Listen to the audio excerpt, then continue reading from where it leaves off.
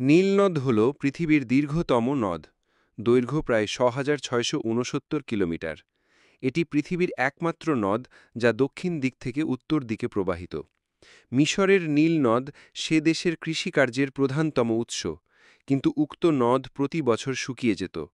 তখন সে দেশের অধিবাসীরা প্রাচীন প্রথানুযায়ী একটি সুন্দরী কুমারীকে নীল নদের বুকে বলিদান করত। ফলে নীল নদ পূর্বের ন্যায় প্রবাহিত হতো। এ প্রসঙ্গে বলা যায়, কালের বিবর্তনে নীল নদের পানি ব্যবস্থাপনা জিনদের নিয়ন্ত্রণে চলে যায়। তারা ফি বছর বা প্রতি বছর নীল নদের পানি আটকে কৃষককুলকে জিম্মি করে রাখত। প্রতি বছর একটি সুন্দরী নারীকে নীল নদে বলিদানের বিনিময়ে তারা পানি ছেড়ে দিত।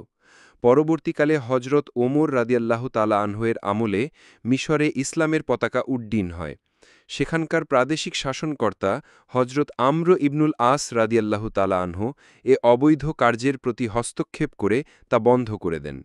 ফলে প্রতি বছরের মতো নীল নদের পানি শুকিয়ে যায়।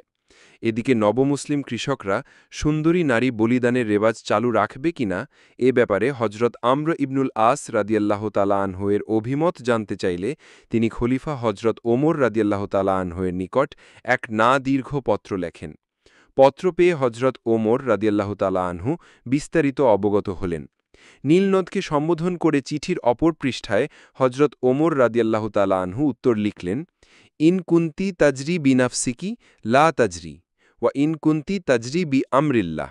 অর্থাৎ, হে মিশরের নীল দরিয়া, যদি তুমি নিজের ইচ্ছায় প্রবাহিত হও তাহলে তোমার পানি আমাদের প্রয়োজন নেই, তুমি তোমার পানি বুকে ধরে রাখো।